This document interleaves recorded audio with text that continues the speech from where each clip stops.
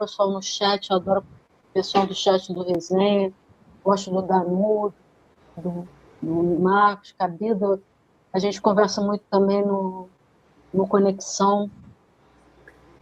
Há uns 3 anos, mais ou menos, eu estou falando, o Fluminense precisa virar chave, uma chave muito difícil, porque nós temos 2 grandes, poderosos rivais que hoje a propaganda transformou em inimigo. Nós vivemos hoje num mundo em que o seu contraponto não é um rival que vai te fazer, num ambiente esportivo, competitivo, fazer você se superar, crescer. Não, você tem que destruí-lo.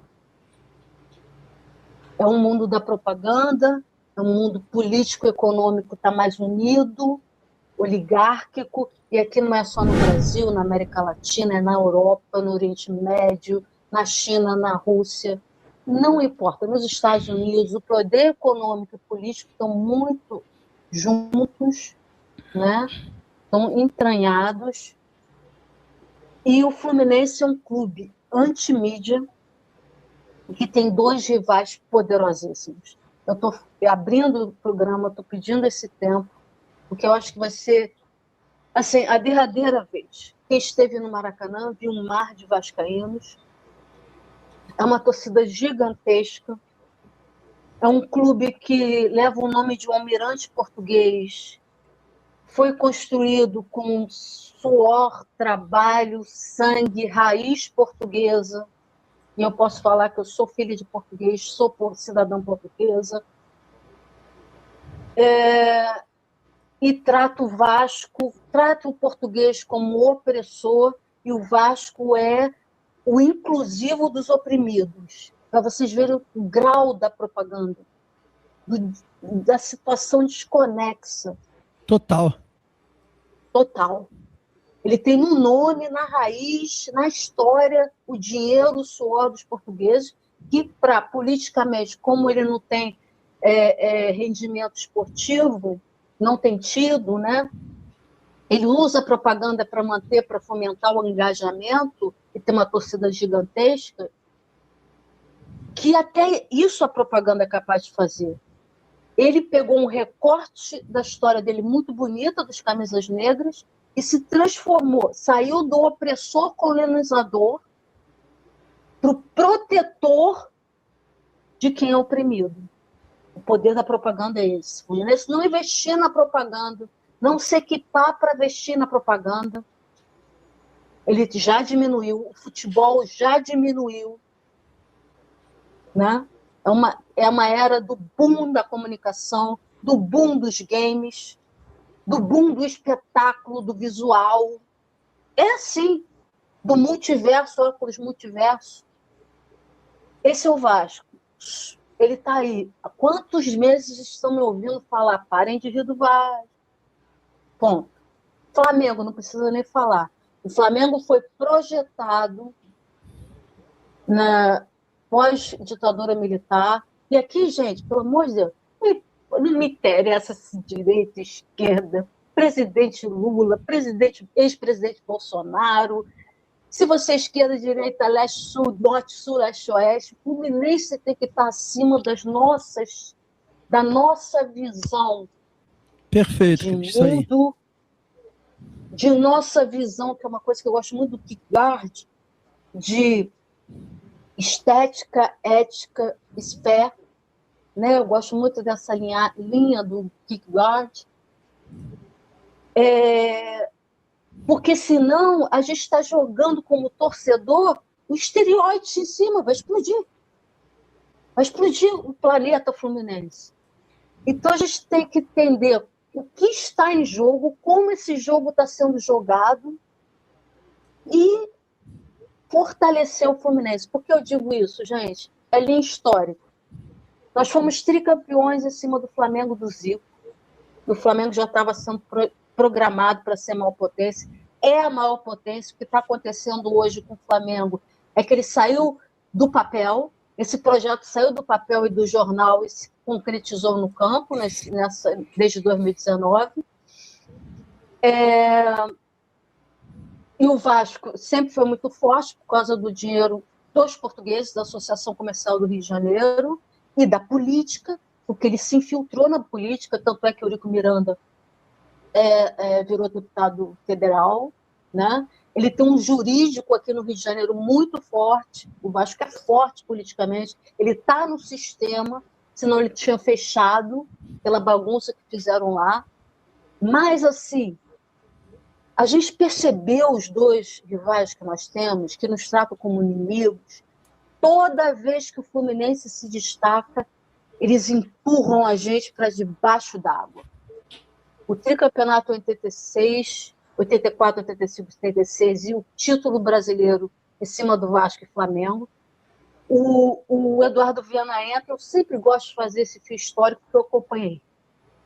O Eduardo Viana entra e diz que ninguém vai ser mais tetra, o Fluminense tinha hegemonia, sempre foi protagonista, sempre, em todas as décadas. Nunca ficou 10 anos, 5 anos, 3 anos sem um título expressivo, nunca na sua história, 80 anos de história. Ali na virada das diretas já, ele descolam o Vasco ali como antagonista do Flamengo e colocam o Fluminense como uma espécie de elite, classe dominante. Quer dizer, tudo é muito a propaganda ali, a propaganda. E o que acontece, Fábio Egito? Aí a gente faz o gol de barriga. Pô, vamos renascer. Caiu para a segunda divisão, porque o Fluminense se destacou depois de 5 anos. Aí a gente vem para o tetra. A gente consegue se manter na primeira divisão, graças à Unimed, uma série de coisas, né? Porque é um time que enverga, mas não quebra. Tantas vezes eu falei, não sei como esse clube tem essa torcida, né? Porque são dois gigantes políticos e econômicos. Aí eu vou chegar no ponto. 2013, a gente é tetra, empata em número de títulos com o Vasco. Se considerar João Avelange como nós consideramos, e foi o que foi a nossa Série B paga, nós pagamos a Série B no grupo da primeira divisão e não no outro grupo, que era o grupo da segunda. Nós pagamos até com juros e correção monetária naquela João Avelange. A gente vive atleta, campeão brasileiro, a coisa mais difícil. 2013 foi daquele jeito. Agora, 2023, campeão da Libertadores, se um tostão para o nível atual, né, de investimento. 2024, o que aconteceu? E toda vez que o time do Mano Menezes tentava tirar a cabeça d'água, empurravam de novo com a arbitragem contra o Atlético Goianiense, Vitória. Eram arbitragens assim horrorosas. Esse ano a gente tem um recorte mais bonito até, porque foi mundial. O mundo inteiro, que foi o mundial que foi visto pelo mundo, foi o de junho e julho. O mundo inteiro, caraca, Fluminense, pra quê, gente? Pra quê? Toda vez que o Fluminense se destaca, ele tem uma estrela própria, a gente sabe disso, por isso que a gente é tricolor. Vem sutilmente.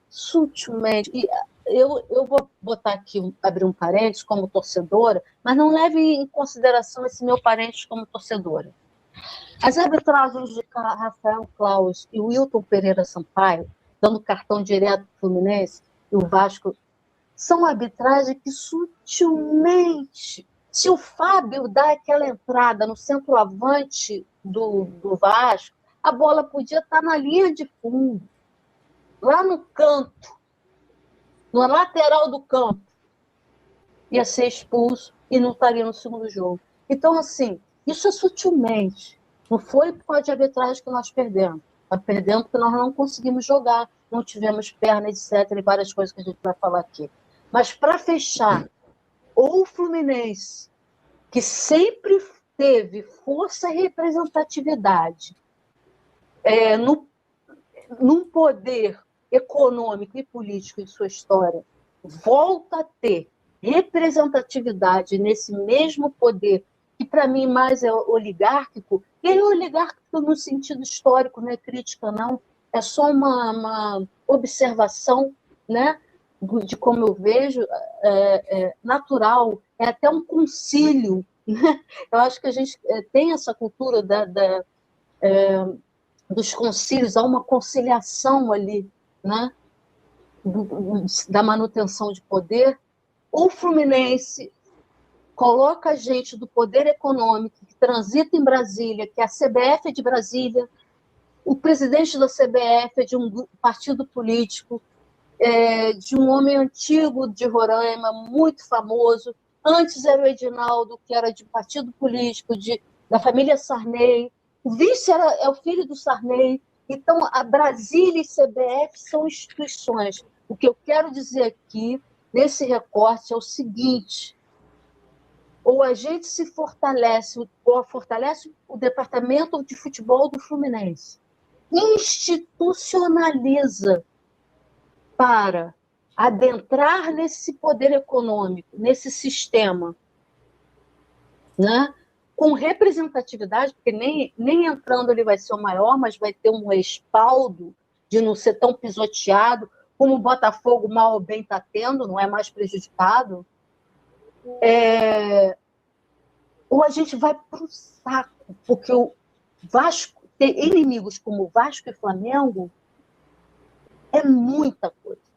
Então, a gente precisa, Quintela. É claro que eu, Cris, vou ver a saída disso, a institucionalização do Fluminense como entidade do sistema oligárquico que governa o Brasil, a América Latina, a Europa, e o mundo do futebol, a FIFA. Como que a Itália está fora de Copa do Mundo e o Haiti está numa Copa do Mundo, gente?